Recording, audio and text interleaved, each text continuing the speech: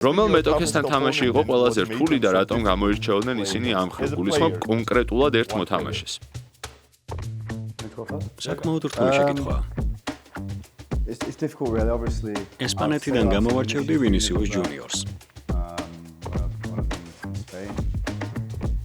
ცხადია უნდა დავასახელო მესიც, რომელიც სრულიად გამორჩეულია. ხშირად ყოფილა, რომ სიმეონე მის წინააღმდეგ თამაშის დაგეგმვისას გვეუბნებოდა, რომ უბრალოდ გველოცა. ასე გვეუბნებოდა. შესაბამისად, როდესაც სიმეონე ამას ამბობს, ხვდები, რომ პრობლემის წინაშე დგახარ.